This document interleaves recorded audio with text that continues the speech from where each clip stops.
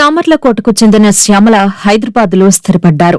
వ్యాపారంలో నష్టాలు రావడంతో డిప్రెషన్లోకి వెళ్లిన సమయంలో బయటపడేందుకు ఈత నేర్చుకున్నారు. ఏదైనా సాధించాలి అంటే వయసుతో పనిలేదని నిరూపించారు గోలి శ్యామల.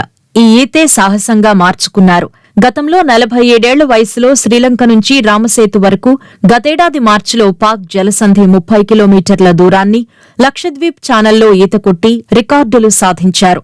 తాజాగా 52 వయసులో విశాఖ నుంచి కాకినాడకు 150 కిలోమీటర్లు సముద్రంలో ఈది రికార్డులకెక్కారు. విశాఖపట్నం నుంచి కాకినాడ వరకు సముద్రాన్ని ఈదుతూ మొత్తం 150 కిలోమీటర్ల దూరాన్ని సముద్రంలో ఈదుతూ వచ్చారు శ్యామల.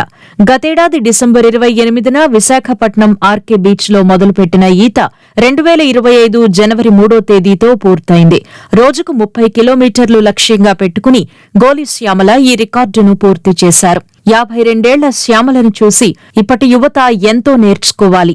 నా పేరు గోలి శ్యామల. నా ఏజ్ చెప్పుకోవడానికి నేను చాలా ప్రౌడ్ గా ఫీల్ అవుతాను. 52 ఇయర్స్ నాకు. ఇప్పుడు పుట్టి పెరిగిందంతా కూడా సామర్లకోట, ఒక చిన్న రైతు కుటుంబం. కానీ ఈ రోజు స్విమ్మింగ్ లో విశాఖపట్నం నుంచి స్టార్ట్ చేసి కాకినాడ వరకు రీచ్ అవటం జరిగింది.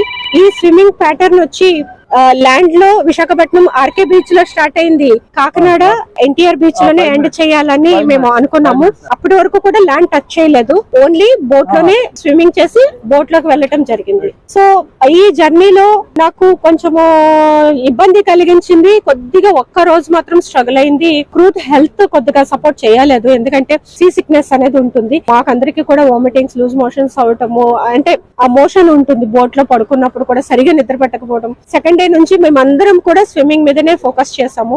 సో ఈ రకంగా సాగుతున్న జర్నీలో మాకు అత్యంత హ్యాపీనెస్ ఇచ్చింది తాబేళ్లు.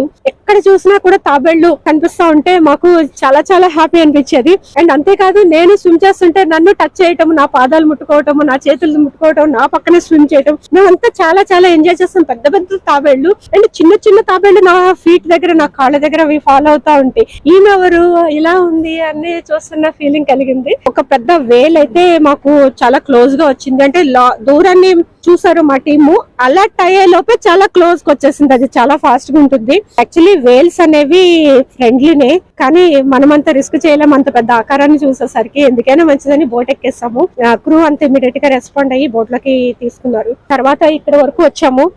అక్కడక్కడ తాబేళ్లు అయితే చాలా హెల్దీగా ఉన్నాయి. బట్ 2 ప్రాంతాల్లో మాత్రము నాకు చాలా బాధ అనిపించింది. ఎందుకంటే ఎక్కడ చూసినా కూడా తాబేళ్లు తేలుతా, చనిపోయి డెడ్ బాడీస్ తేలుతా ఉన్నాయి. అది పొల్యూషన్, వాటర్ కూడా చాలా భయంకరంగా ఒక కెమికల్ ఉన్నట్టు చాలా అసలు కంఫర్ట్ అనిపించలేదు స్విమ్మింగ్ చేయడానికి. సో అక్కడ కొంచెము గవర్నమెంట్ ఏమైనా ఫోకస్ చేసి, ఎందుకంటే చాలా చెత్త కూడా వస్తా ఉంది ఆ 2 ఏరియాస్ లోను. మేబీ మనకి దొరికిన ఒక అద్భుతమైన సంపద ఈ తాబేళ్లు అని చెప్పొచ్చు. సో దాని రక్షణ కోసం గవర్నమెంట్ కొంచెం ఫోకస్ చేస్తే చాలా బాగుంటుంది. ఎందుకంటే ఈ బీచ్ అనేసరికి ప్రతి ఒక్కరికి కూడా చాలా హ్యాపీగా అనిపిస్తుంది. అట్లాంటిది బీచ్ లోకి ఎవరైనా ఇట్లా ఒడ్డుకు వచ్చినప్పుడు తాబేళ్లు అవి కనిపిస్తా ఉంటే కూడా చాలా బాగుంటుందండి. హ్యాపీగా,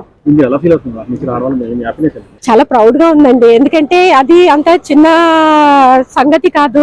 2 సంవత్సరాల కళ, ఎంతో ట్రైనింగ్, ఎంతో కఠిన శ్రమ. అండ్ మనకి చాలా తినాలనిపిస్తుంది, కానీ అన్ని తినకూడదు. ఎంతో కఠినంగా మనసు, శరీరము నిగ్రహించుకొని దాన్ని ఒక క్రమశిక్షణతో ట్రైన్ చేసుకుని రోజుకి 20 కిలోమీటర్స్, 10 కిలోమీటర్స్ నుంచి 20 కిలోమీటర్స్ స్విమ్మింగ్ ప్రాక్టీస్ చేస్తూ, వర్కౌట్స్ చేస్తూ, జిమ్ చేస్తూ, అండ్ యోగా చేస్తూ, మెడిటేషన్ చేస్తూ, ఇన్ని రకాలుగా నన్ను నేను తీర్చిదిద్దుకుంటేనే ఇంత లాంగ్ డిస్టెన్స్ నేను చేయగలిగానండి. విజ్ఞానం, వినోదం, విశ్లేషణ అనే సరికొత్త కాన్సెప్ట్ తో మన ముందుకొచ్చింది V Talk TV. For more updates, please subscribe and share V Talk TV.